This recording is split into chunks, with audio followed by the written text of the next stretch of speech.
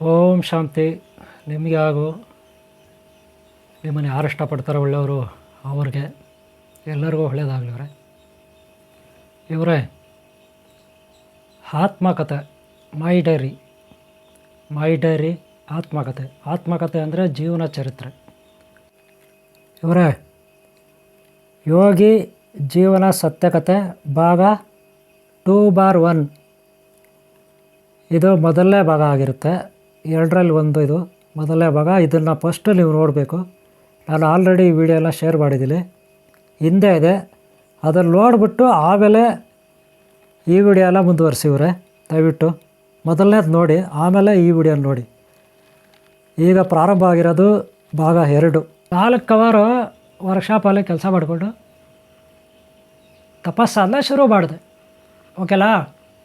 ಆಮೇಲೆ ಏನೇನೋ ತಪಸ್ಸಾಧನೆಯಲ್ಲಿ ಸಕ್ಸಸ್ ಆದೆ, ಏನೇನೋ ಸಾಧನೆ ಮಾಡಿದೆ. ಸಮಾಧಿ ಬಗ್ಗೆ, ದೇವಗಳು, ಭೂತಗಳು, ಕನಸುಗಳು, ಜನ್ಮ ಪುನರ್ಜನ್ಮ, ಯೋಗ ಸಾಧನೆ, ಅದರಲ್ಲಿ ಸಿದ್ಧಿಗಳು, ಏನೇನೋ ಸಿದ್ಧಿಗಳಿರ್ತಾವಲ್ಲಪ್ಪ. ದೇವರು ಪ್ರತ್ಯಕ್ಷ ಆಗೋದು, ನಾನಾ ರೀತಿಯ ದಿವ್ಯ ಬ್ರಾಹ್ಮಣರು, ದಿವ್ಯ ಶಕ್ತಿಗಳು, ಗುರುಗಳ ದರ್ಶನ ಇತ್ಯಾದಿ ಇತ್ಯಾದಿ ಇತ್ಯಾದಿ ಅನೇಕ ಸಿದ್ಧಿಗಳು, ಶಕ್ತಿಗಳು ದರ್ಶನ ಆಯಿತು. ಸಿದ್ಧಿಗಳು ಪಡ್ಕೊಂಡೆ, ಶಕ್ತಿಗಳು ಪಡ್ಕೊಂಡೆ. ಆದರೆ ಅದೆಲ್ಲ ಜಗತ್ತಿಗೆ ಹೆಂಗೆ ತೋರಿಸೋದು? ಆಮೇಲೆ ವೈಜ್ಞಾನಿಕವಾಗಿ ಅಂದರೆ ಮೆಡಿಕಲಲ್ಲಿ ಸ್ಕ್ಯಾನರ್ಗಳಿರುತ್ತಲ್ಲ, ಸ್ಕ್ಯಾನರ್ಗಳ ಮುಖಾಂತರ ನಮ್ಮ ಶರೀರನ ಅಳವಡಿಸ್ಬಿಟ್ಟು ನಾವೇನು ಸಾಧನೆ ಮಾಡಿದ್ದೀವಂತ ಟಿ ವಿನಲ್ಲಿ ಬರುತ್ತೆ, ರಿಪೋರ್ಟುಗಳು ಬರುತ್ತೆ. ನಾವೇನು ಸಾಧನೆ ಮಾಡಿದ್ದೀವಿ, ಏನು ಬದಲಾವಣೆ ಆಗಿದೆ ನಮ್ಮ ಬ್ರೈನಲ್ಲಿ, ಡಿ ಎನ್ ಎ ಬರುತ್ತಲ್ಲ, ನಮ್ಮ ಡಿ ಎನ್ ಎನಲ್ಲಿ, ನರ್ವ್ಸಲ್ಲಿ, ನರನಾಡಿಗಳಲ್ಲಿ ಏನೆಲ್ಲ ಬದಲಾವಣೆ ಆಗುತ್ತೆ ಅದೆಲ್ಲ ಜಗತ್ತಿಗೆ ಹೊರಗಡೆ ತರಬೇಕು. ಹೊರಗಡೆ ಹೆಂಗೆ ತರೋದು? ನಮ್ಮ ಬಾಡಿನ ಸ್ಕ್ಯಾನ್ ಮಾಡಬೇಕಲ್ಲ. ಎಲ್ಲ ನಾನಾ ರೀತಿಯ ಸ್ಕ್ಯಾನರ್ಗಳು ಮಾಡಬೇಕಾಗುತ್ತೆ. ಒಂದೊಂದಕ್ಕೂ ಒಂದೊಂದು ರೀತಿಯ ಸ್ಕ್ಯಾನರ್. ಫಾರ್ ಎಕ್ಸಾಂಪಲ್ಲು ಸಮಾಧಿಗೆ ನಾನು ಹೋಗಿದ್ದೀನಿ ಅಂತ ನಾನು ಬುರುಡೆ ಬಿಟ್ಕೋಬೋದು ಅಲ್ವಾ? ಆದರೆ ಸಮಾಧಿಗಳಲ್ಲಿ ಹೋಗಿದ್ದಿಲ್ಲ ಅಂದರೆ ಶಾರೀರಿಕವಾಗಿ ನಾನಾ ರೀತಿಯ ಬದಲಾವಣೆಗಳಾಗಿರುತ್ತೆ ಫಿಸಿಕಲ್ಲಾಗಿ. ಆವಾಗ ನಮ್ಮ ಬ್ರೈನಲ್ಲೆಲ್ಲ ಸ್ಟೋರೇಜ್ ಆಗುತ್ತೆ, ಮೆಮೊರಿನಲ್ಲಿ ನಾವೇನೆಲ್ಲ ಮಾಡಿದ್ದೀರಿ ಅಂತ. ನ್ಯೂರಾನ್ಸ್ ಇರುತ್ತಲ್ಲ, ಹಾರ್ಮೋನ್ಸು, ಡಿ ಎನ್ ಎ ಎಲ್ಲ ಚೇಂಜ್ ಆಗುತ್ತೆ, ಕನ್ವರ್ಟ್ ಆಗುತ್ತೆ. ಅದೆಲ್ಲ ನಾವು ಮೆಡಿಕಲಲ್ಲಿ ಚೆಕ್ ಮಾಡಿದ್ರೆ ಡಿ ಎನ್ ಎ ಪರೀಕ್ಷೆಗಳು, ಹಾರ್ಮೋನ್ಸು, ನ್ಯೂರಾನ್ಸು, ಆಮೇಲೆ ಕ್ರೋಮೋಸೋಮ್ಸು ಇವೆಲ್ಲ ಪರೀಕ್ಷೆಗಳಿಗೆ ಒಳಪಡಿಸಿದ್ರೆ, ಬ್ಲಡ್ಡು, ನರ್ವ್ಸ್ ಎಲ್ಲ ಬ್ರೈನೆಲ್ಲ ಪರೀಕ್ಷೆಗೆ ಒಳಪಡಿಸಿದ್ರೆ ರಿಪೋರ್ಟುಗಳು ಬರುತ್ತೆ. ಫಾರ್ ಎಕ್ಸಾಂಪಲ್ ಕಿರ್ಲಿನ್ ಫೋಟೋಗ್ರಫಿ, ನ್ಯೂಟ್ರಿನೋ ಸ್ಕ್ಯಾನರು, ಈ ಥರ ನಾನಾ ರೀತಿಯದ್ದು ಇರುತ್ತೆ ಪರೀಕ್ಷೆಗಳು. ಯಾವುದೋ ಮೆಡಿಕಲಲ್ಲಿ ಚೆಕ್ ಮಾಡಿದ್ರೆ ರಿಪೋರ್ಟ್ಗಳು ಬರುತ್ತೆ. ಅದಕ್ಕೆ ಸ್ಕ್ಯಾನರ್ಗಳು ನಮ್ಮ ಹಾಸ್ಪಿಟ್ಲ್ಗಳಲ್ಲಿ ಸಿಗೋಲ್ಲ.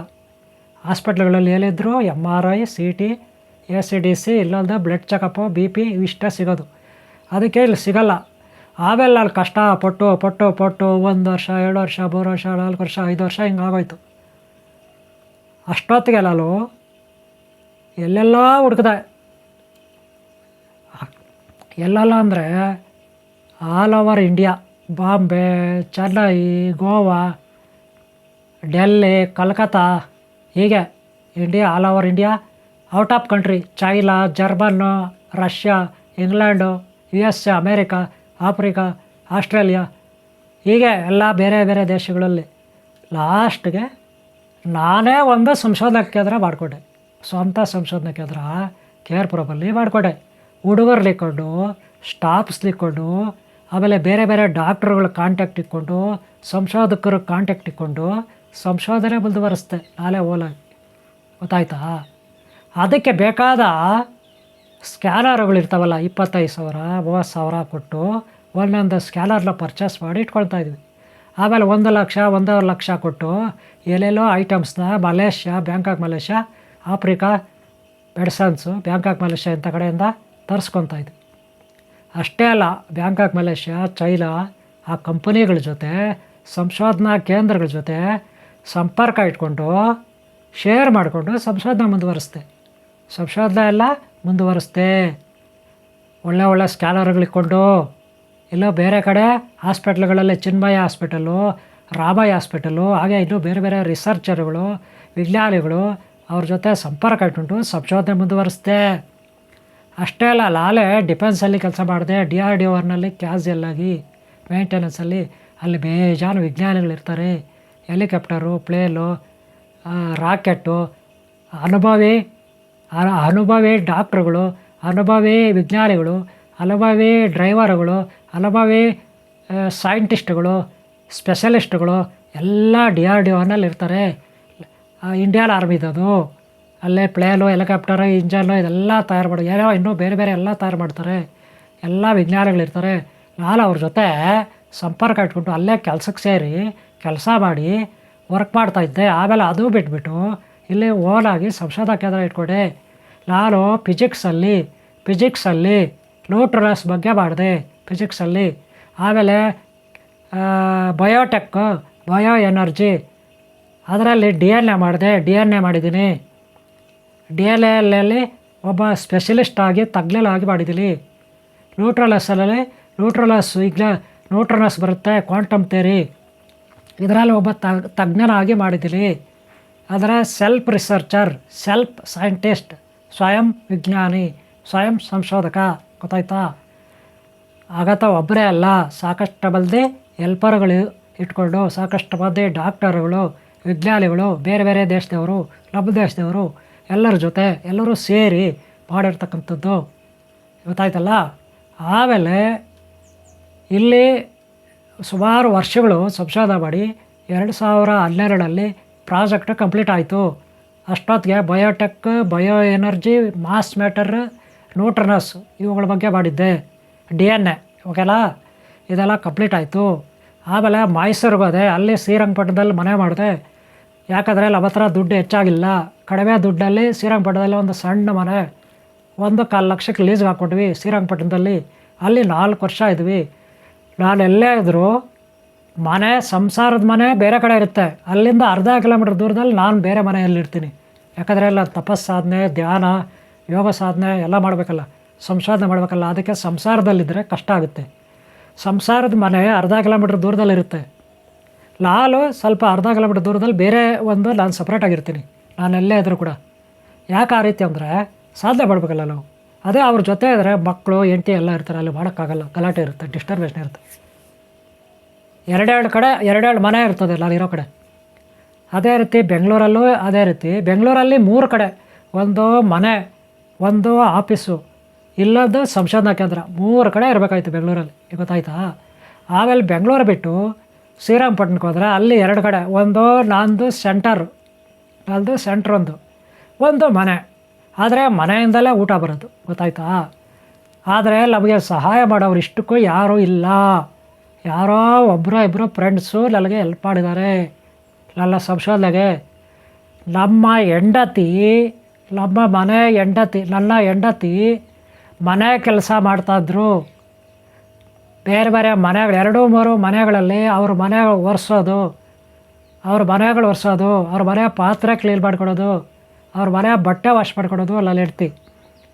ಜೊತೆಗೆ ಆಫೀಸ್ನಲ್ಲಿ ಕೆಲಸ ಮಾಡೋದು. ಇಷ್ಟು ನಮ್ಮ ಹೆಂಡ್ತಿ ಕೆಲಸ ಮಾಡ್ತಾಯಿದ್ರು. ಶ್ರೀರಂಗಪಟ್ಟಣದಲ್ಲಿ ಫ್ಯಾಕ್ಟ್ರಿಗೆ ಕೆಲ್ಸಕ್ಕೆ ಹೋಗೋರು ನಮ್ಮ ಹೆಂಡ್ತಿ. ನಾನು ಸಂಶೋಧನೆ ಮುಂದುವರಿಸ್ದೆ.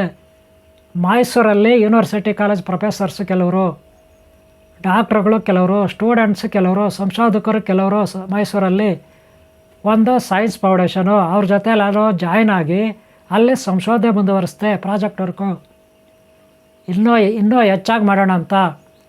ಆಮೇಲೆ ಮುಂದುವರಿತು ನನ್ನ ಸಂಶೋಧನೆ. ಆಮೇಲೆ ಬೇರೆ ಹೊರದೇಶಗಳು ಮತ್ತೆ ಸಂಪರ್ಕ ಇಟ್ಕೊಂಡೆ. ಯಾಕಂದರೆ ಆಲ್ರೆಡಿ ಹೊರದೇಶದವ್ರ ಸಂಪರ್ಕ ಬೆಂಗಳೂರಲ್ಲಿರೋವಾಗೇ ಇತ್ತು. 2019ನೇ ಇಸ್ವಿಯಿಂದ 2012ನೇ ಇಸ್ವಿವರೆಗೂ ಸಂಶೋಧನೆ ಭಾಳ ಚೆಂದಾಗಿ ಮಾಡಿದ್ದೆ. ಆ ಟೈಮಲ್ಲಿ ಬೆಂಗಳೂರಲ್ಲಿ 2011ನೇ ಇಸ್ವಿಯಿಂದ 12ನೇ ಇಸ್ವಿವರೆಗೂ ಬ್ಯಾಂಕಾಕ್, ಮಲೇಷ್ಯಾ, ಚೈನಾ ಅವ್ರ ಜೊತೆ ಸಂಪರ್ಕ ಇಟ್ಕೊಂಡು ಸಂಶೋಧನೆ ಮಾಡಿದ್ದೀನಿ. ಆ ಟೈಮಲ್ಲಿ ಬೇಜಾನ್ ದುಡ್ಡು ಖರ್ಚಾಗಿದೆ, ಲಕ್ಷಾಂತರ ರೂಪಾಯಿ ಖರ್ಚಾಗಿದೆ. ಗೊತ್ತಾಯ್ತಾ? ಎಲ್ಲ ಓನಾಗಿ. ಸರ್ಕಾರದಿಂದ $1 ಇಲ್ಲ. ಯಾರು ಬೇರೆಯವರು ಡೊನೇಟ್ ಕೊಟ್ಟಿಲ್ಲ. ನಾವು ಯಾರ ಹತ್ರ ಡೊನೇಟ್ ತಗೊಂಡಿಲ್ಲ. ಆಮೇಲೆ ಅಲ್ಲಿ ಸಂಶೋಧನೆ ಮಾಡಿದ್ವಿ. ಮೈಸೂರಲ್ಲಿ ಚಾಮುಂಡಿಪುರದಲ್ಲಿ ಕನಕಗಿರಿ ಅಂತಿದೆ. ಕನಕಗಿರಿ ಪಕ್ಕದಲ್ಲಿ ಒಂದು ಗುರುದೇವ ಆಶ್ರಮ ಇದೆ. ಅಲ್ಲಿ 10 ತಿಂಗಳು ನಾನು ಗುರುದೇವ ಆಶ್ರಮದಲ್ಲಿ ಸ್ವಾಮೀಜಿಯಾಗಿ 10 ತಿಂಗಳು ಕೆಲಸ ಮಾಡಿದ್ದೀನಿ. ಯಾಕೆ ಅಂದರೆ ಶ್ರೀರಂಗಪಟ್ಟಣದಿಂದ ಮೈಸೂರಿಗೆ ರಾತ್ರಿ ಹೊತ್ತು ಹಗಲೊತ್ತು ಸಂಶೋಧನೆಗೆ ಹೋಗಿ ಬರಬೇಕಿತ್ತು, ಟ್ರಾವೆಲ್ ಮಾಡಬೇಕಾಗಿತ್ತು. ಒಂದೊಂದು ದಿನ ರಾತ್ರಿ ಆಗಿಬಿಡ್ತಾಯಿತ್ತು, ಕಷ್ಟ ಆಗ್ತಿತ್ತು. ಅದಕ್ಕೆ ಅಲ್ಲೇ ಉಳ್ಕೋಬೇಕು ಅಂತ ಪ್ಲ್ಯಾನ್ ಮಾಡಿದ್ದೆ. ಇಲ್ಲ ಬಾಡಿಗೆ ಶ್ರೀರಂಗಪಟ್ಟಣದಲ್ಲಿ ಫ್ಯಾಮಿಲಿ ಇದೆ, ಸಪ್ರೇಟು ಮನೆಯಲ್ಲೂ ಇದೆ. ಆದರೆ ಮೈಸೂರಲ್ಲೂ ಒಂದು ಕಡೆ ಇರೋಳ ಅಂತ ಅಲ್ಲಿ ಇದೆ. ಅಲ್ಲಿಗೆ 3 ಕಡೆ ಮನೆ ಆಯಿತು. ಶ್ರೀರಂಗಪಟ್ಟಣದಲ್ಲೇ ಒಂದು ಫ್ಯಾಮಿಲಿ ಮನೆ, ಲಲ್ದಲ್ಲಿ ಪರ್ಸ್ನಲ್ಲು ಶ್ರೀರಂಗಪಟ್ಟಣದಲ್ಲಿ. ಈಗ ಮೈಸೂರಲ್ಲೂ ಆಶ್ರಮದಲ್ಲಿ ಉಳ್ಕೊಂಡೆ. ಅಲ್ಲಿ 10 ತಿಂಗಳು ಸ್ವಾಮೀಜಿ ಕೆಲಸ ಮಾಡಿದೆ. ಯಾಕೆ ಅಂದರೆ ಸಂಶೋಧನೆಗೆ ಹೋಗಿ ಬರಬೇಕಲ್ಲ ಸೈನ್ಸ್ ಫೌಂಡೇಶನ್ಗೆ. ಅಲ್ಲಿ ಸಂಶೋಧನೆ ಮಾಡಿದೆ ಸೈನ್ಸ್ ಫೌಂಡೇಶನ್ ಜೊತೆ ಸೇರಿಕೊಂಡು.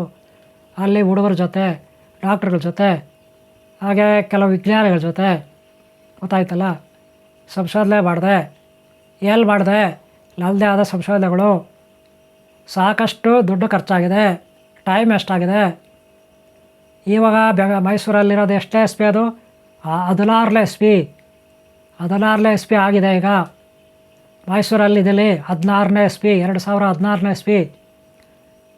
ಶ್ರೀರಂಗಪಟ್ಟಣಕ್ಕೆ ಹೋಗಿದ್ದು 2013ನೇ ಎಸ್ ಪಿ ನವಂಬರ್ 24ನೇ ತಾರೀಕು.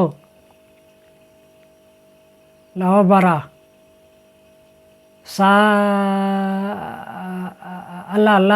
ಡಿಸೆಂಬರ್ ನವಂಬರ್ 24ನೇ ತಾರೀಕು 2013ನೇ ಎಸ್ ಪಿ ನವಂಬರ್ 24ನೇ ತಾರೀಕು ಅಲ್ಲಿ ಹೋಗಿದ್ದು. ಎಲ್ಲೇ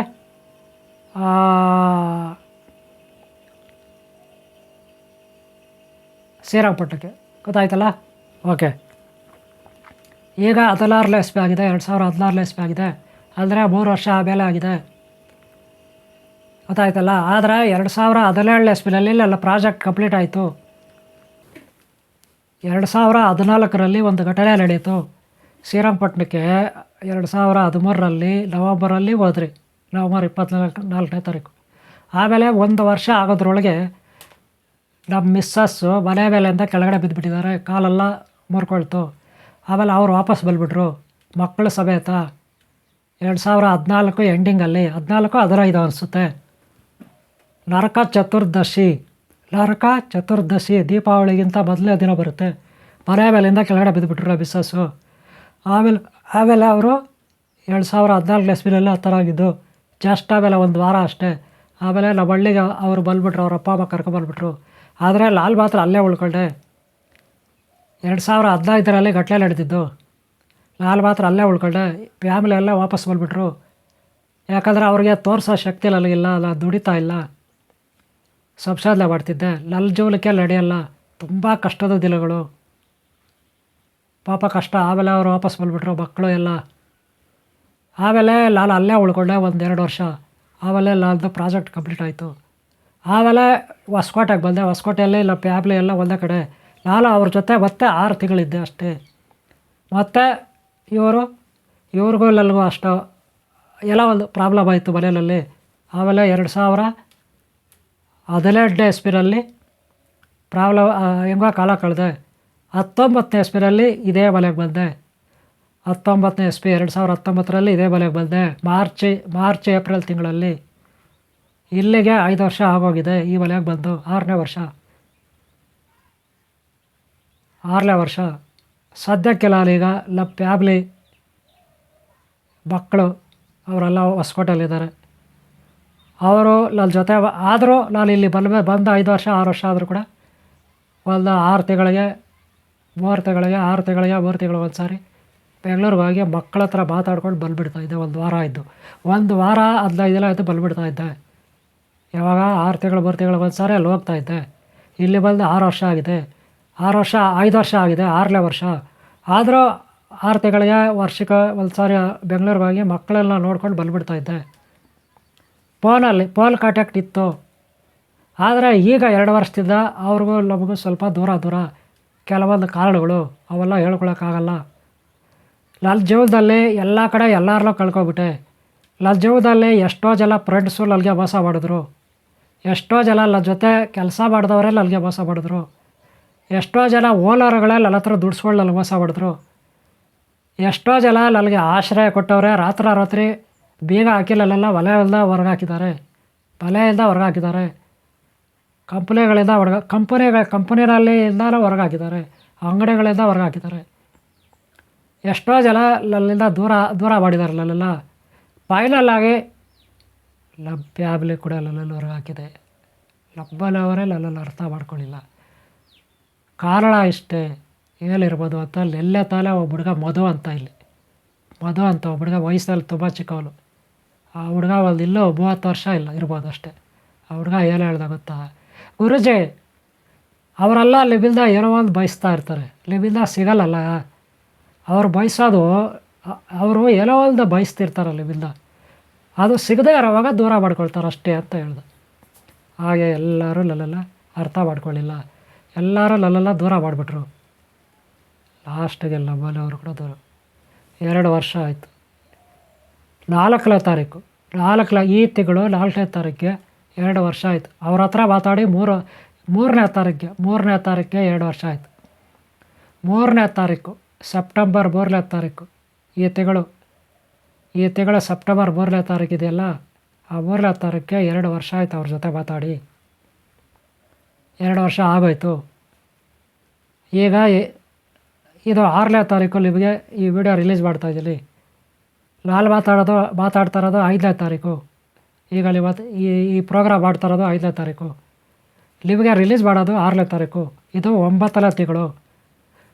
3ನೇ ತಾರೀಕು 2022 SP 3ನೇ ತಾರೀಕು ಅಲ್ಲಿ ಅವ್ರಿಗೂ ಹೆಚ್ಚು ಕಡಿಮೆ ಆಗಿ 4ನೇ ತಾರೀಕು ಇಲ್ಲಿ ಬಂದುಬಿಟ್ಟೆ. 6ನೇ ತಾರೀಕು ಪ್ರೋಗ್ರಾಮ್ ಮಾಡಿದ್ದೀನಿ. 2022 SP 6ನೇ ತಾರೀಕು ಪ್ರೋಗ್ರಾಮ್ ಮಾಡಿದ್ದೀರಿ ಇಲ್ಲಿ. ನಾಳೆ ಇವತ್ತು ಪ್ರೋಗ್ರಾಮ್ ಮಾಡ್ತಾಯಿದ್ದೀನಿ. ಇದು ನಾಳೆ 6ನೇ ತಾರೀಕು ನಿಮ್ಮ ಕೈಗೆ ಇದು ಸಿಗುತ್ತೆ. ನೀವು 6ನೇ ತಾರೀಕಿಂತ ವಿಡಿಯೋ ನೋಡ್ತಾ ಇರ್ತೀರ. 6ನೇ ತಾರೀಕು 9ನೇ ತಿಂಗಳು 2024 SP ಇದು. 2024 SP ಇದು 9ನೇ ತಿಂಗಳು ಇದು. 6ನೇ ತಾರೀಕು ಈ ವಿಡಿಯೋ ಶೇರ್ ಮಾಡ್ತಾಯಿದ್ದೀರಿ ಯೂಟ್ಯೂಬ್ಗೆ. ನೀವು ನೋಡ್ತಾ ಇರ್ತೀರ ಅಲ್ಲಿಂದ. ಓಕೆಲಾ ಇವರೇ, ಕೇಳಿಸ್ಕೊಳ್ರ? ಇದು ನನ್ನ ಹಿಸ್ಟ್ರಿ. ನಾನೊಬ್ಬ ಸಂಶೋಧಕ, ವಿಜ್ಞಾನಿಗಳ ಜೊತೆ ಕೆಲಸ ಮಾಡಿದ್ದೀನಿ.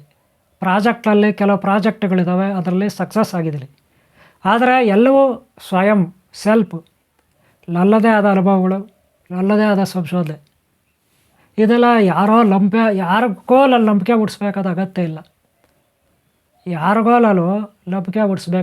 ಇಲ್ಲ. ನಾನು ಮಾಡಿರೋ ಪ್ರಾಜೆಕ್ಟ್ಗಳಿದಾವಲ್ಲ, ಅಷ್ಟು ಮಾಡಿದ್ದೀನಿ, ಇಷ್ಟು ಮಾಡಿದ್ದೀನಿ, ಅಷ್ಟು ದಪ್ಪ ಮಾಡಿದ್ದೀನಿ, ಅಷ್ಟು ಉದ್ದ ಮಾಡಿದ್ದೀನಿ ಅಂತ ನಾನು ಹೇಳ್ಕೊಂಡು ಯಾರಿಗೋ ಅಡ್ವರ್ಟೈಸ್ಮೆಂಟ್ ಮಾಡಿಕೊಂಡು ತೋರಿಸ್ಕೋಬೇಕಾದ ಅಗತ್ಯನೂ ಇಲ್ಲ. ಅವ್ರಿಗೆಲ್ಲ ನಾನು ಕಲಿಸ್ಬೇಕಾದಲ್ಲ ಅಗತ್ಯನೂ ಇಲ್ಲ. ಯಾರಾದರೂ ಕಲಿಯೋರಿದ್ದರೆ ಆಸಕ್ತಿ ಇದ್ದು ಅವರು ನನ್ನ ಹತ್ರ ಕಲಿಬೋದು. ವೈಜ್ಞಾನಿಕವಾಗಿ ನ್ಯೂಟ್ರಲಸ್ ಬಗ್ಗೆ ಕಲಿಸ್ತೀನಿ. ನ್ಯೂಟ್ರಲಸ್ ಅಂದರೆ ಕ್ವಾಂಟಮ್ ಥಿಯರಿ ಅಂದರೆ ಕ್ವಾರ್ಕ್ ಆಟಮ್ಸ್ ಅಂತ. ನ್ಯೂಟ್ರಲಸ್ ಕನ್ನಡದಲ್ಲಿ ದೇವಕಣಗಳು. ಬಿಗ್ ಬ್ಯಾಂಗ್ ಆಯ್ತಲ್ಲ, ಒಂದು ನಿರ್ವಾತ ಪ್ರದೇಶದಲ್ಲಿ ಒಂದು ಹೊಸ ಸೃಷ್ಟಿ ಆಗುತ್ತಲ್ಲ, ಅದೇ ಬಿಗ್ ಬ್ಯಾಂಗ್. ಏನೋ ಇಲ್ದಿರೋ ಕಡೆ ಒಂದು ಹೊಸ ಸೃಷ್ಟಿ ಆಗುತ್ತಲ್ಲ, ಅದೇ ಬಿಗ್ ಬ್ಯಾಂಗ್.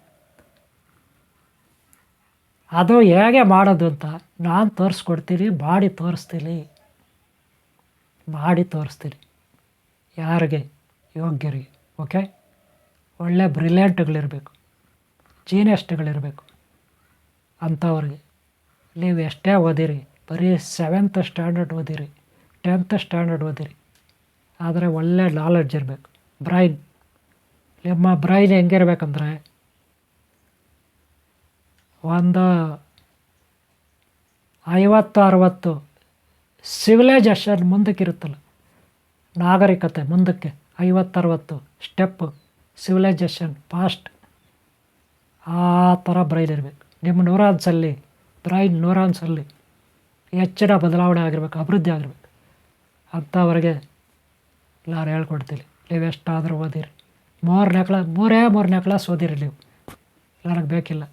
ಆದರೆ ನಿಮ್ಮ ಬ್ರೈನ್ ಕೆಲಸ ಮಾಡಬೇಕು.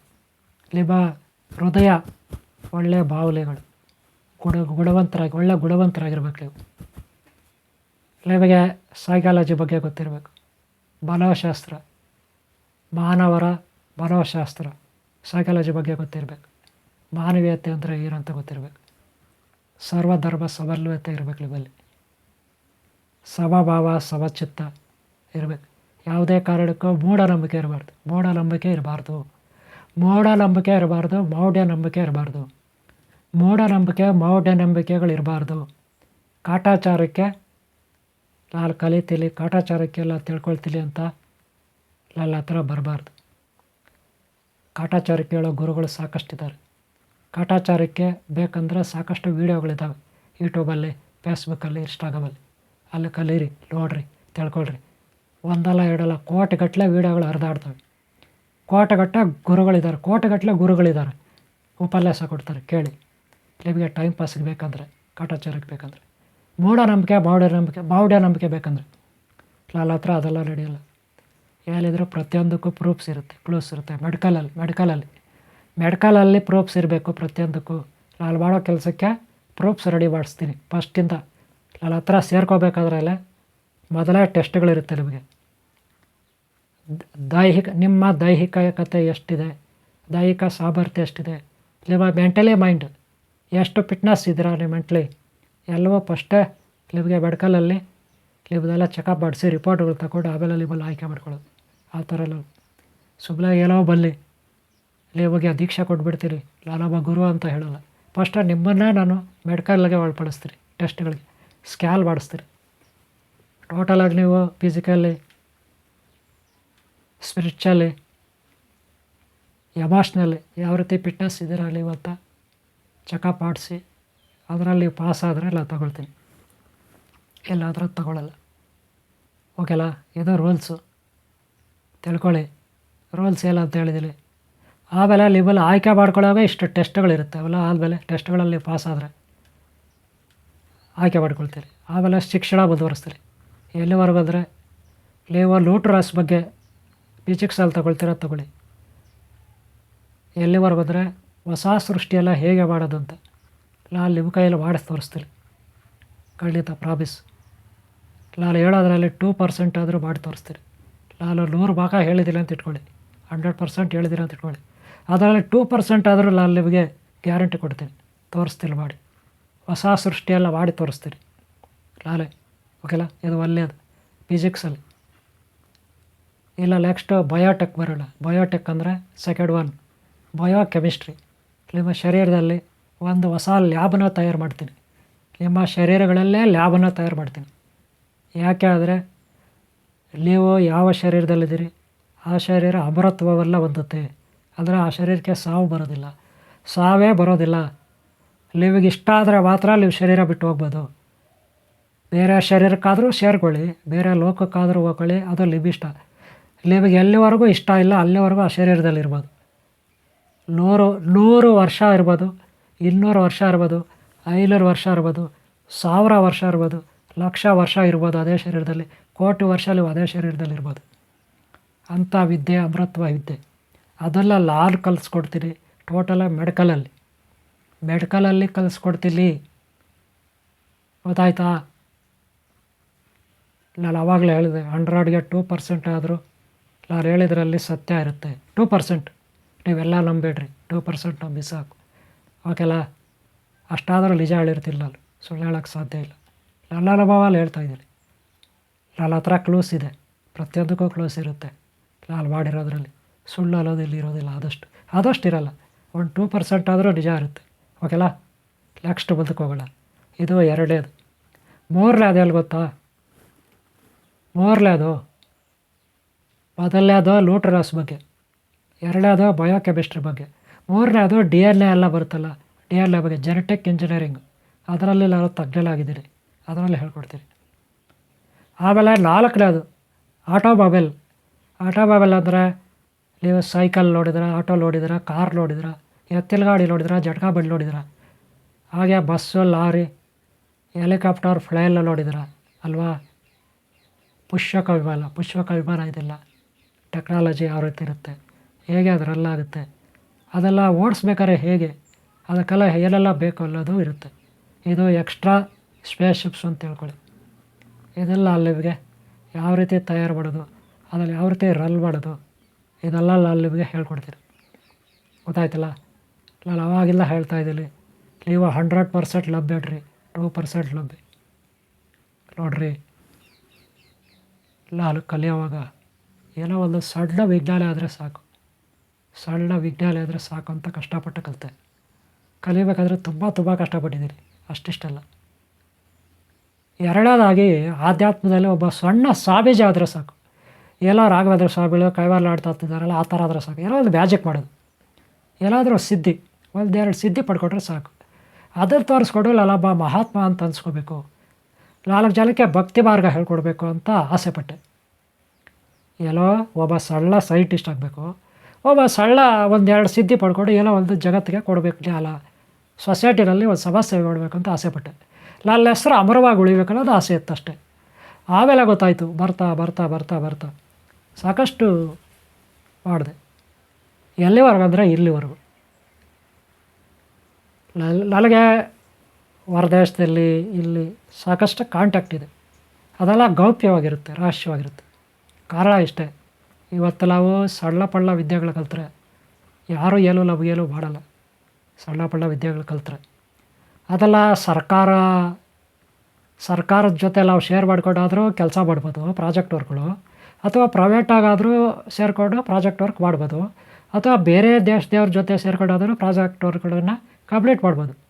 ಅದರಲ್ಲಿ ನಮಗೆ ದುಡ್ಡು ಬರುತ್ತೆ, ನಾವು ಒಳ್ಳೆಯ ಜೀವನ ಮಾಡ್ತೀವಿ, ಎಲ್ಲ ಫೆಸಿಲಿಟೀಸ್ ಇರುತ್ತೆ.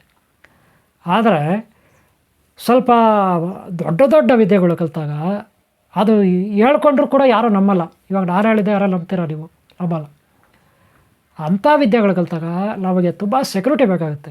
ಒಂದು ತುಂಬ ರೆಸ್ಪಾನ್ಸು ಯಾರು ತಗೊಳ್ತಾರೆ, ನಮಗೆ ಯಾರು ಸೆಕ್ಯೂರಿಟಿ ಕೊಡ್ತಾರೆ ಕರೆಕ್ಟಾಗಿ? ಇವತ್ತು ಹೇಳಿ, ಎಲ್ಲರೂ ಕಳ್ಳರೇ, ದೋಚುವವರೇ. ಸರ್ಕಾರದಲ್ಲಿರೋರು 99% ಕಳ್ಳರೇ. ಯಾರೋ ಕೋಟಿಗೋ ಲಕ್ಷಕ್ಕೋ ಒಬ್ಬ ಒಳ್ಳೆಯವ್ರು ಸಿಗ್ತಾರೆ ಸರ್ಕಾರದಲ್ಲಿ. ಇಲ್ಲಿ ಉಳಿದವರೆಲ್ಲ ಕಳ್ಳರೆ. ಒಳ್ಳೆಯವರು ಒಬ್ಬರಿದ್ದರೆ ಕಳ್ಳರು ಜಾಸ್ತಿ ಇದ್ದರೆ ಈ ಒಳ್ಳೆಯವ್ರದ್ದು ಏನು ಆಟ ನಡೀತದೆ ಗೌರ್ಮೆಂಟಲ್ಲಿ? ಅದಕ್ಕೆ ನಾನು ಯಾವುದೇ ಸರ್ಕಾರ, ನಮ್ಮ ಸರ್ಕಾರಕ್ಕಾಗಲಿ ಬೇರೆ ಯಾವುದೇ ಸರ್ಕಾರಗಳಿಗಾಗಲಿ ನನ್ನ ಪ್ರಾಜೆಕ್ಟ್ನ ಕೊಡ್ತಾಲೂ ಇಲ್ಲ. ಅದಕ್ಕೆ ನಾನು ಒಂಟಿಯಾಗಿ ವಾಸ ಮಾಡ್ತಾಯಿದ್ದೀನಿ, ಯಾರಿಗೂ ತೋರಿಸ್ಕೊಳ್ದೆ. ಗೊತ್ತಾಯ್ತಲ್ಲ? ಹಾಗೆ ನಾನು ಪ್ರಾಜೆಕ್ಟ್ನ ಯೂಟ್ಯೂಬ್ನಲ್ಲಿ ಅಲ್ಲಿ ಪ್ರಚಾರ ಮಾಡೋಕ್ಕೂ ಹೋಗ್ತಿಲ್ಲ, ಅದ್ರ ಬಗ್ಗೆ ಕ್ಲಾಸಸ್ಸು ಕೊಡೋಕ್ಕೆ ಹೋಗ್ತಿಲ್ಲ. ಆದರೂ ಹೇಳ್ಕೊತಾ ಇದ್ದೀನಿ, ಸ್ವಲ್ಪ ಸಮಾಜಕ್ಕೆ ಹೇಳ್ಬೇಕು ಅದರಲ್ಲೂ ವೀಡಿಯೋಗಳು ಮಾಡ್ತಾಯಿದ್ದೀನಿ. ಸಮಾಜದ ಕುಂದುಕೊರತೆಗಳೇನಿದೆ ಅದ್ರ ಬಗ್ಗೆ ವೀಡಿಯೋಗಳು ಮಾಡ್ತಾಯಿದ್ದೀನಿ. ಎಲ್ಲರೂ ದುಃಖದಲ್ಲಿರ್ತಾರೆ, ಕಷ್ಟದಲ್ಲಿರ್ತಾರೆ. ನಾನು ಹೇಳೋ ಮಾತುಗಳಿಂದ ಅವ್ರಿಗೆ ಸಮಾಧಾನ ಆಗಲಿ ಅಂತ ಕೆಲವೆಲ್ಲ ಹೇಳ್ತಿಲ್ಲ ಅಷ್ಟೇ. ನಿಜವಾಗ್ಲೂ ಸಾಧನೆ ಮಾಡಿರೋದಿಲ್ಲ. ಕಲಿಬೇಕಂದ್ರೆ ಯಾರಿಗೆ ಬೇಕಾದ್ರೂ ನಾನು ಕಲ್ಸೋಕೆ ರೆಡಿ ಇದ್ದೀನಿ. ಆದರೆ ಯೋಗ್ಯರಿರಬೇಕು. ತಗೊಳ್ಳೋವಾಗೆ ಟೆಸ್ಟ್ಗಳಿರುತ್ತೆ, ಅದ್ರಲ್ಲಿ ಪಾಸ್ ಆಗಬೇಕು. ಯಾರಾದರೂ ಸರಿ, ಯಾವುದೇ ಧರ್ಮದವರಾಗಿರಲಿ, ಮುಸ್ಲಿಮರಾಗಿರಲಿ, ಕ್ರಿಶ್ಚಿಯನ್ರಾಗಿರಲಿ, ಜೈನರಾಗಿರಲಿ, ಬೌದ್ಧರಾಗಿರಲಿ, ಅಥವಾ ಪಾರ್ಸಿ ಧರ್ಮದವರಾಗಿರಲಿ, ಜೋಡಾಯಿಸಮ್ ಅಂತಾರಲ್ಲ ಅವರಾಗಿರಲಿ, ಯಾವುದೇ ದೇಶದವರಾಗಿರಲಿ, ಕ್ರೈಸ್ತರಾಗಿರಲಿ, ಶಿಂಟೋರಿಸಮ್, ಕಾನ್ಫ್ಯೂಷಸ್, ಯಾವುದೇ ಧರ್ಮ ಜಾತಿ ಇಲ್ಲ ಇಲ್ಲಿ. ಒಳ್ಳೆಯವರಾಗಿರ್ಬೇಕಷ್ಟೆ. ಯಾರು ಕಲಿಸ್ಕೊಡ್ತೀರಿ ಇವ್ರೆ? ನೀವು ಯಾವುದಾಗಲ್ಲ ಕಲೀರಿ. ಅಮರತ್ವ ಬೇಕು, ಅಮರತ್ವ ಕಲಿಸ್ತೀರಿ ಶಾಶ್ವತವಾಗಿ ಶರೀರದಲ್ಲಿ. ಎಲ್ಲವೂ ಮೆಡಿಕಲಲ್ಲಿರುತ್ತೆ. ಪ್ರತಿಯೊಂದು ಅನುಭವಗಳೆಲ್ಲ ಅಭಿವೃದ್ಧಿಯೆಲ್ಲ ಇನ್ಕ್ರಿಮೆಂಟ್ ಏನಾಗುತ್ತೆ ಶರೀರದಲ್ಲಿ, ಎಲ್ಲವೂ ಮೆಡಿಕಲಲ್ಲಿ ನಾವು ರಿಪೋರ್ಟ್ಸ್ ಮಾಡ್ತೀರಿ. ಅದು ಒಂದು ಸಪ್ರೇಟ್ ಥಿಯರಿ ಇರುತ್ತೆ, ಪ್ರತಿಯೊಂದಕ್ಕೂ ಥಿಯರಿ ಇರುತ್ತೆ ಹಂತವಾಗಿ. ಆದರೆ ಎಲ್ಲ ಸ್ಕ್ಯಾನರ್ಗಳು ಇಲ್ಲೆಲ್ಲ ಸಿಗಲ್ಲ. ಅವು ಎಲ್ಲೆಲ್ಲಿ ಇರ್ತಾವಂತ ನಮಗೆ ಗೊತ್ತಿದೆ. ಯಾವ್ಯಾವ ಸ್ಕ್ಯಾನರಲ್ಲಿ ಯಾವ್ಯಾವ್ದು ಮಾಡಬೇಕು, ಹೇಗೆ ರಿಪೋರ್ಟ್ ಮಾಡಬೇಕು ಅನ್ನೋದು ಒಂದು ಸಬ್ಜೆಕ್ಟ್ ಇರುತ್ತೆ. ಆಧ್ಯಾತ್ಮ ಒಂದು ಕಡೆ, ಸ್ಪಿರಿಚುವಲ್ ಒಂದು ಕಡೆ, ಸ್ಪಿರಿಚುವಲ್ ಒಂದು ಕಡೆ, ಸೈಂಟಿಫಿಕ್ ಒಂದು ಕಡೆ, ಎರಡೂ ಸೇರಿ ಮಾಡೋದು. ಎಲ್ಲ ಸೇರಿ ಮಾಡಬೇಕು. ಆವಾಗಲೇ ರಹಸ್ಯಗಳೆಲ್ಲ ಭೇದಿಸೋಕ್ಕೆ ಸಾಧ್ಯ, ಸಕ್ಸಸ್ ಆಗೋಕ್ಕೆ ಸಾಧ್ಯ. ಇಲ್ಲ ಅಂದ್ರೆ ಆಗೋದಿಲ್ಲ. ಗೊತ್ತಾಯ್ತಲ್ಲ? ಓಕೆ ಅವರೇ, ಇದಿಲ್ಲ ಡೈರಿ ದೊಡ್ಡದಾಗಿ ಹೇಳಿದ್ದೀನಿ. ಕಲಿಯೋರು ಆನ್ಲೈನಲ್ಲಿ ಕಲಿಬೋದು. ಆನ್ಲೈನ್ ಕ್ಲಾಸ್ ಕೊಡ್ತೀನಿ ನಾನು. ಆನ್ಲೈನ್ ಕ್ಲಾಸ್ ಕೊಡ್ತೀನಿ. ನನ್ನ ನಂಬರ್ ತಗೊಳ್ಳಿ, ಜಾಯಿನ್ ಆಗಿ. ನೀವು ಎಷ್ಟಾದರೂ ಕಲೀರಿ, ಫಿಸಿಕ್ಸಲ್ಲಾದರೂ ಕಲೀರಿ. ಒಂದು ವರ್ಕ್ಶಾಪಲ್ಲಿ ಕೆಲಸ ಮಾಡ್ತೀರಲ್ಲ, ಅಲ್ಲಿಂದ ಕಲಿಸ್ಕೊಡ್ತೀನಿ. ಒಂದು ಟಿ ವಿ ಅಂಗಡಿಯಲ್ಲಿ ಕೆಲಸ ಮಾಡ್ತೀವಲ್ಲ, ಅಲ್ಲಿಂದ ಕಲಿಸ್ಕೊಡ್ತೀನಿ. ಒಂದು ಹೆಲಿಕಾಪ್ಟರ್, ಪ್ಲೇನು, ರಾಕೆಟ್ ಮೇಲೆ ಪುಷ್ಪಕ ವಿಮಾನ ಬರುತ್ತಲ್ಲ, ಅಲ್ಲಿವರೆಗೂ ಕಲಿಸ್ಕೊಡ್ತೀನಿ. ಫಿಸಿಕ್ಸಲ್ಲಿ. ನ್ಯೂಟ್ರಲಸ್ ಇದೆಲ್ಲ ಅಲ್ಲಿವರೆಗೂ ದೇವಕಣಗಳು ಅಲ್ಲಿವರೆಗೂ ಕಲಿಸ್ಬಿಡ್ತೀನಿ. ಇದು ಫಿಸಿಕ್ಸ್. ಬಯೋ ಕೆಮಿಸ್ಟ್ರಿಯಲ್ಲಿ ಬಯೋ ಎನರ್ಜಿ ಬರುತ್ತೆ. ಅದು ಬಯೋ ಕೆಮಿಸ್ಟ್ರಿಯಲ್ಲಿ DNA ಜೆನೆಟಿಕ್ ಇಂಜಿನಿಯರಿಂಗ್, ಜೆನೆಟಿಕ್ಲಿ ಅದು ಅಮರತ್ವ ಆದರೆ ಶಾಶ್ವತವಾಗಿ ಬದುಕೋದು ಹೇಗೆ ಅಂತ. ಇಲ್ಲ ಶೆಲ್ಸು, ಹಾರ್ಮೋನ್ಸು, ಕ್ರೋಮೋಸೋಮ್ಸ್ ಇದೆಲ್ಲ ಹೇಗೆಲ್ಲ ಬದಲಾವಣೆ ಮಾಡೋದು ಅಂತ. ನಮ್ಮ ಬಾಡಿನ ಕನ್ವರ್ಟ್ ಮಾಡಬೇಕು, ಮಲ್ಟಿ ಪರ್ಸ್ನಾಲಿಟಿಯಲ್ಲಿ ಕನ್ವರ್ಟ್ ಮಾಡಬೇಕು, ಚೇಂಜ್ ಮಾಡಬೇಕಾಗುತ್ತೆ ಬಾಡಿನ. ಈ ಬಾಡಿನ ಬೇರೆ ಥರ ಮಾಡೋದು ಅಷ್ಟೇ, ಇನ್ನೇನಿಲ್ಲ. ಇದೇ ಬಯೋಟೆಕ್ ಅಮರತ್ವ ಅಂದರೆ. ಗೊತ್ತಾಯ್ತಲ್ಲ, ಎಲ್ಲ ಹೇಳ್ಕೊಡ್ತೀನಿ, ಕಲಿಸ್ತೀನಿ. ಯೋಗ ಸಾಧನೆ, ಕುಂಡಲಲ್ಲಿ ಸಾಧನೆ, ಚಕ್ರಗಳ ಬಗ್ಗೆ ಪೂರ್ತಿಯಾಗಿ ಕಲಿಸ್ಕೊಡ್ತೀನಿ. ಪ್ರತಿ ಚಕ್ರಕ್ಕೂ ಟೆಸ್ಟಿಂಗ್ಗಳಿರುತ್ತೆ. ಪ್ರಾರಂಭದಲ್ಲಿ ಟೆಸ್ಟಿಂಗು, ಆಮೇಲೆನೂ ಹಂತವಾಗಿ ಟೆಸ್ಟಿಂಗ್ಗಳಿರುತ್ತೆ. ನನ್ನ ಬಗ್ಗೆ ಕ್ಲೂಸ್ ಇರುತ್ತೆ, ಈಗಲೂ ಇದೆ, ಕ್ಲೂಸ್ ಇರುತ್ತೆ, ವೀಡಿಯೋಗಳಿರುತ್ತೆ, ಸರ್ಟಿಫಿಕೇಟ್ಗಳಿರುತ್ತೆ. ಅಲ್ಲಿ ಮಾಡಿರೋದು ನಾನು ಹೆಚ್ಚಾಗಿ ಹೇಳ್ಕೊಳ್ಳೋದು ಬೇಡ. ಒಂದು ಎಲ್ಲಕ್ಕಿಂತ ಮುಖ್ಯವಾಗಿ ಗುರು ದೈವತ್ವ. ನನ್ನ ಕೆಲಸಗಳಿಗೆ, ನನ್ನ ವಿದ್ಯೆಗೆ, ನನ್ನ ಮಾತುಗಳಿಗೆ ಗುರು ದೈವ ಸಾಕ್ಷಿ. ಅವರೇ ನನಗಿಂತ ಹೆಚ್ಚಾಗಿ ಅವರೇ ಅರ್ಥ ಮಾಡ್ಕೊಂಡಿರೋದು. ಇದರಲ್ಲಿ ಸುಳ್ಳಿಲ್ಲ. ನಾನು ಆವಾಗಲೇ ಹೇಳಿದೆ, 2% ನೀವು ಲಭಿ ಸಾಕು. ನಾನು ಹೇಳಿದ್ರಲ್ಲಿ 2% ನಿಜ ಅಂತ ಹೇಳ್ಕೊಳ್ಳಿ ಸಾಕು. ಎಲ್ಲ ಲಭಿ ಅಂತ ನಾನು ಹೇಳಲ್ಲ. ಉಪಯೋಗ ಮಾಡ್ಕೊಳ್ಳಿ. ನೋಡಿ ಇವರೇ, ಇಡೀ ಜಗತ್ತು ಬೋಕಸ್ದಲ್ಲಿದೆ. ಒಳ್ಳೆಯವ್ರು ಸಿಗೋದು ತುಂಬ ಕಷ್ಟ. ಒಳ್ಳೆಯವ್ರು ಸಿಗಬೇಕು, ಒಳ್ಳೆಯ ಗುರುಗಳು ಸಿಗಬೇಕು, ದೇವ್ರು ಸಿಗಬೇಕಂತ ಎಷ್ಟೋ ಜನ್ಮಗಳಿಂದ ನೀವು ಪುಣ್ಯ ಮಾಡ್ಕೊಂಬರ್ತೀರ. ಆ ಟೈಮಲ್ಲಿ ಸಿಕ್ಬಿಟ್ರೆ ಅವ್ರನ್ನ ಬಳಸ್ಕೋಬೇಕು. ಅದು ಬಿಟ್ಟು ಇವರು ಸಾಮಾನ್ಯ ಮನುಷ್ಯ, ಇವ್ರಿಗೆ ಎಲ್ಲಿ ಗೊತ್ತಿದೆ ಬಿಡು, ಇವ್ರು ಹಿಂಗೆ ಮಾತಾಡ್ತಾರೆ ಅಂತ ಕಾಲಿಂದ ಒದ್ಬಿಟ್ರೆ ಸಿಕ್ಕಿದ್ದಿಲ್ಲ. ನೀವು ಕಾಲಿಂದ ಒದ್ದಂಗೆ ಆಯಿತು. ಮಹಾಲಕ್ಷ್ಮಿ, ಅದೃಷ್ಟ ಲಕ್ಷ್ಮಿ ನಿಮ್ಮ ಹತ್ರ ಬಂದಾಗ ನೀವು ಕಾಲಿಂದ ಒದ್ಬಿಟ್ರೆ ಏನೂ ಇಲ್ಲ ಅಂದ್ಬಿಟ್ಟು ಏನು ಪ್ರಯೋಜನ ಆಗುತ್ತೆ? ಅದಕ್ಕೆ ಮೊದಲೇ ಎಷ್ಟೋ ಜನ್ಮಗಳಿಂದ ನೀವು ಕಷ್ಟಪಟ್ಟಿರ್ತೀರ. ಅದೇ ಧ್ಯಾನ, ಅದೇ ತಪಸ್ಸು, ಎಲ್ಲಾದರೂ ಸಾಧಿಸ್ಬೇಕು ಅಂತ ಅಲ್ವಾ? ಯೋಚನೆ ಮಾಡಿ. ಎಲ್ಲಾದರೂ ಸ್ವಲ್ಪ ಆದರೂ ಸಾಧನೆ ಮಾಡಿರಿ. ಪೂರ್ತಿಯಾಗಿಲ್ಲ ಅಂದರು ಪ್ರಯತ್ನ ಪಡ್ರಿ. ಹೋಗಲಿ, ನೀವು ಸಕ್ಸಸ್ ಆಗಿಲ್ಲ ಅಂದರೂ ಪರವಾಗಿಲ್ಲ. ಈ ಸಾಧನೆಯಲ್ಲಿ ಪ್ರಯತ್ನ ಪಡೋದ್ರಲ್ಲಿ ತಪ್ಪೇಲಿದೆ. ಈ ಜನ್ಮದಲ್ಲಿ ಸ್ವಲ್ಪ ಕಷ್ಟಪಟ್ಟರೆ ಮುಂದಿನ ಯಾವುದೋ ಒಂದು ಜನ್ಮಕ್ಕೆ ನಾವು ಸಕ್ಸಸ್ ಆಗ್ತೀವಲ್ವ? ಅಷ್ಟಾದರೂ ಅದು ಒರಿಜಿನಲ್ಲಾಗಿ ಪ್ರಯತ್ನ ಪಡ್ರಿ. ಒಬ್ಬ ಒಳ್ಳೆ ಒರಿಜಿನಲ್ ಗುರು ಸಿಕ್ಕಿದಾಗ ಪ್ರಯತ್ನ ಪಡೋದು ತಪ್ಪೇಲಿದೆ ಅಲ್ವಾ? ಯಾರ್ಯಾರೋ ಎಷ್ಟೆಷ್ಟೋ ಬುರುಡೆ ಬಿಟ್ಟು ಮೂಢನಂಬಿಕೆಗಳ ಬಗ್ಗೆ ಇಲ್ಲದೇ ಇರೋ ಬುರುಡೆ ಎಲ್ಲ ಬಿಡ್ತಾರಲ್ಲ, ಪುಂಗಿ ಓದ್ತಾರಲ್ಲ, ಅಲ್ಲೇ ಆಡಿದ್ರೆ ಹೆಂಗ್ರಿ? ಲೈಫೇ ವೇಸ್ಟ್ ರೀ, ನಿಜವಾಗ್ಲೂ ಲೈಫೇ ವೇಸ್ಟ್. ಓಕೆ ಅವರೇ, ನಾನು ಡೈರಿ ಬಗ್ಗೆ ನಾನು ಹೇಳ್ಕೊಂಡಿದ್ದೀನಿ. ಹೆಚ್ಚಾಗಿ ನಾನು ಇಲ್ಲಿ ಹೇಳೋಕ್ಕೆ ಟೈಮ್ ಇಲ್ಲ. ಈಗಲೇ ಸಾಕಷ್ಟು ಟೈಮ್ ಆಗಿಬಿಟ್ಟಿದೆ. ನೀವು ನಿಜವಾಗ್ಲೂ ಪೂರ್ತಿ ಡೈರಿ ನೋಡಿದ್ರೆ ಅಂದರೆ ನೀವು ಗ್ರೇಟು.